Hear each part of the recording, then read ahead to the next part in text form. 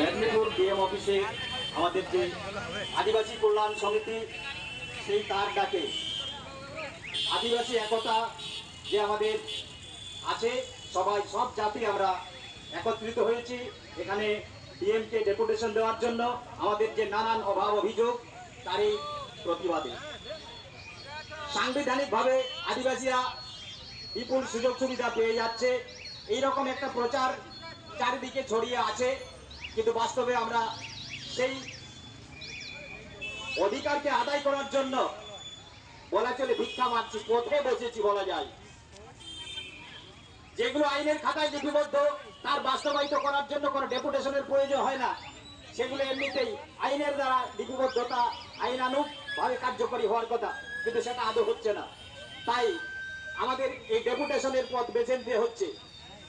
অনেকেরই হয়তো অসুবিধা হচ্ছে পথ চলতি মানুষের, কিন্তু আমরা দুঃখিত, আমাদের অধিকারের জন্য আমরা পথে নেমেছি। আপনাদের অসুবিধা করার জন্য আমরা পথে নামিনি। এই সামান্য একটু অসুবিধা আপনারা হয়তো 1 ঘন্টার জন্য ভোগ করছেন, কিন্তু আমরা বছরের পর বছর ধরে স্বাধীনতার এত বছর পেরিয়ে গেছে, তবুও কিন্তু আমরা সেই বঞ্চনা, সেই শোষণ, সেই অত্যাচার ভোগ করে চলেছি। তাই বাধ্য হয়েছে আমরা পথে নামতে। শুভবুদ্ধি সম্পন্ন মানুষের কাছে আমাদের আবেদন, আপনারাও এই শুভবুদ্ধি সম্পন্ন আদিবাসী মানুষদের পাশে দাঁড়ান এবং সমাজকে একটা সুস্থ ভালো সমাজ গড়ে তোলার জন্য এগিয়ে আসুন। আদিবাসী মানুষ এমনিতেই শান্তিপ্রিয় মানুষ, তারা নিজেদের অধিকার আদায়ের জন্য পথে নেমেছে। কোনো সরকারি সম্পত্তি ভাঙচুর করার জন্য নয়, কাউকে আঘাত করার জন্য নয়, কাউকে ব্যথা দেওয়ার জন্য নয়, নিজেদের অধিকার আদায়ের জন্য তারা পথে নেমেছে। তাই বন্ধুগণ, আপনারা সঙ্গে থাকবেন।